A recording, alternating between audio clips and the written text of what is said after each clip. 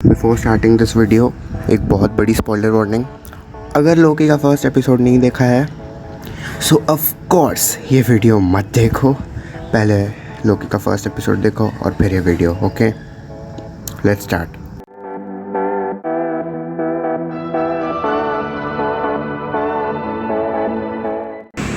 सो नमस्ते, क्या हालचाल। फिर से आ चुके हैं वही छत वही मैं, लेकिन बहुत अलग MCU। लोकी के फर्स्ट एपिसोड में उन्होंने इतना कुछ बदल दिया, फिर इतनी बड़ी चीज़ हो गई। So are infinity stones useless now? क्या ये सब पूरी 23 मूवीज़, इतना ज़्यादा दुख, इतना ज़्यादा वायलेंस, इतना सब कुछ सिर्फ कुछ 6 रंग बिरंगे पेपर वेट्स के लिए हुआ? सही में क्या अब वो यूजलेस है? क्या अब उनका कोई मतलब नहीं है MCU में? इन्फिनिटी सागा ख़त्म हो गया यानी इन्फिनिटी स्टोन्स गए, एब्सोल्युटली ज़ीरो हो गए? मुझे नहीं लगता, इसलिए ये वीडियो बना रहा हूँ। अब देखो, मैं समझाने नहीं वाला कि ये क्या है और लोकी वहाँ कैसे पहुँचा और उसके साथ क्या हुआ, इन्फिनिटी स्टोन्स का चक्कर क्या है। मैं ये अज्यूम कर रहा हूँ कि आप लोग एपिसोड देख के आए हो, नहीं देखे तो फिर से बोल रहा हूँ जाओ देख लो।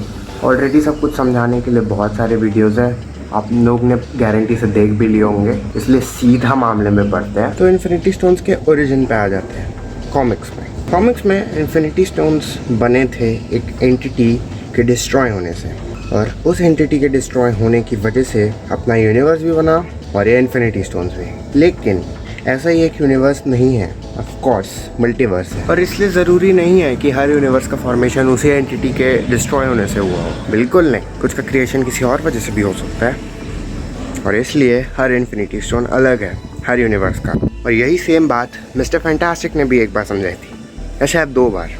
जब इनकर्शन को रोकने की बात हो रही थी, ये वाला इनकर्जन नहीं, मार्वल वाला इनकर्जन, यानी 2 यूनिवर्स का कोलिजन, तब एक आइडिया प्रपोज हुआ था कि इन्फिनिटी गॉन्गलेट को रीअसेंबल करके इन्फिनिटी स्टोन्स का यूज़ करके ये दोनों यूनिवर्सेस को बचाना। लेकिन इसी बात पे मिस्टर फैंटास्टिक ने कहा कि ना बाबू, ऐसा नहीं हो सकता। इन्फिनिटी स्टोन्स सिर्फ अपने यूनिवर्स में काम करते हैं जिसमें वो बने हैं, उसके बाहर सही में वो पेपर वेट से ज़्यादा कुछ नहीं है। तो अब जब इन्फिनिटी स्टोन्स यूजलेस हो चुके हैं, इसका मतलब हम यही समझते हैं कि मार्वल सिनेमैटिक यूनिवर्स में भी उनका कुछ सिमिलर ओरिजिन रहा होगा, और इसलिए वो अपने यूनिवर्स के बाहर नल टाइम जोन में, जो कि सारे मल्टीवर्स से डिटैच्ड है, एक ऐसी जगह जिसका खुद का टाइम है, जिसका खुद का एक अलग ही सिस्टम है जो बाकी मल्टीवर्स के साथ नहीं चलता। सो या इन्फिनिटी स्टोन्स TVA में काम नहीं कर, और उसका मतलब ये भी बनता है कि मल्टीवर्स में भी वो काम नहीं करेंगे। बट वेट, क्या इसका मतलब एंड गेम में अवेंजर्स ने जो टाइम में पीछे जाके या किसी और टाइमलाइन में जाके जो इन्फिनिटी स्टोन्स लाए हैं वो भी काम नहीं करने चाहिए थे? हाँ?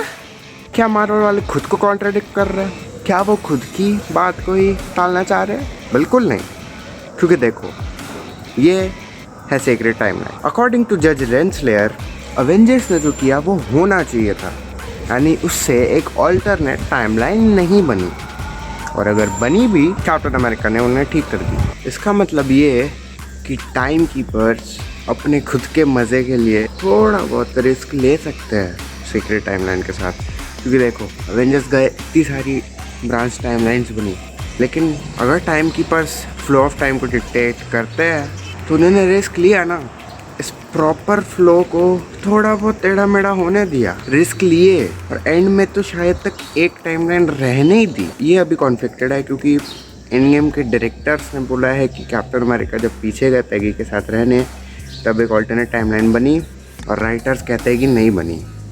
तो एग्जैक्टली क्या हुआ है नहीं पता, लेकिन अगर ये माने कि नहीं बनी तो फिर क्या कर रहे थे कैप्टन अमेरिका? उनको तो पता है ना पूरी हिस्ट्री क्या है। जब बाकी पता था उनको कि क्या हो रहा है बाकी के साथ, उनको पता था कि मैं जाके बर्फ़ में जमा हुआ, उनको पता था कि अब न्यूयॉर्क पर अटैक होने वाला है, तो बताया क्यों नहीं? और अगर बनी ऑल्टरनेट टाइमलाइन, TVA वाला ने उन्हें क्यों नहीं पकड़ा? कॉन्फ्लिक्टेड है, लेकिन है। इसका जवाब शायद हमें कभी ना पता चले, लेकिन जवाब तो हमें चाहिए और उसी को ढूंढेंगे। और एवेंजर्स के इन्फिनिटी स्टोन्स लाने से हमें एक और बात पता चलती है कि एक ही यूनिवर्स पे सेम टाइप के 2 अलग अलग इन्फिनिटी स्टोन्स एग्जिस्ट कर सकते हैं। क्योंकि देखो, थानोस ने इन्फिनिटी स्टोन्स को डिस्ट्रॉय नहीं किया था, एटमाइज किया था। अभी भी है लेकिन एटम साइज के, ताकि उन्हें कोई वेपनाइज ना कर सके। लेकिन जब अवेंजर्स ने सारे स्टोन्स लाए तो सारे स्टोन्स डबल हो गए, 6 के बजाय 12 इन्फिनिटी स्टोन्स हो गए। और अगर वो इन्फिनिटी स्टोन्स उस यूनिवर्स के बाहर काम नहीं करते तो इन्हें भी नहीं करना चाहिए था, लेकिन ये कर रहे हैं। इसका मतलब ये हमें ये बता रहा है कि 2 अलग अलग टाइप के इन्फिनिटी स्टोन्स, मतलब 2 अलग अलग यूनिवर्स में बने हुए सेम स्पेस में एग्जिस्ट कर सकते हैं। और एक और एक्सप्लेनेशन है कि ये इन्फिनिटी स्टोन्स अलग यूनिवर्स के नहीं है, बस एक अलग टाइमलाइन के है। उनकी टाइमलाइन अभी भी ज़िंदा है, इसलिए वो इन्फिनिटी स्टोन्स काम कर रहे हैं। अगर वो टाइमलाइन को रीसेट कर दिया जाए तो शायद ये इन्फिनिटी स्टोन्स काम ना करे, क्योंकि ये स्टोन्स भी वेरिएंट है, राइट। और वो ब्रांच टाइमलाइन तभी बनी जब अवेंजर्स उधर गए, उसके पहले वो सेम थी, वही एक लाइन थी। और जब वो गए तब अलग हुई, यानी उसके पहले वो सेम थी, समझे। यानी वो सेम यूनिवर्स है लेकिन टाइमलाइन अलग है, इसलिए वो इन्फिनिटी स्टोन्स काम करेंगे क्योंकि वो सेम यूनिवर्स है। इससे एक ही चीज़ पता चलती है कि इन्फिनिटी स्टोन्स बहुत पावरफुल है, लेकिन वो भी बाकी चीज़ों के जैसे टाइम के बंधनों में बंधे हुए हैं। टाइम स्टोन खुद बंधा हुआ है। चिड़िया लोगों के। इसका मतलब ये अब एमसीयू के विलन्स के पास इन्फिनिटी स्टोन से भी बढ़कर बहुत ही ज़्यादा बड़ी चीज़ें हैं एक्सप्लोर करने को।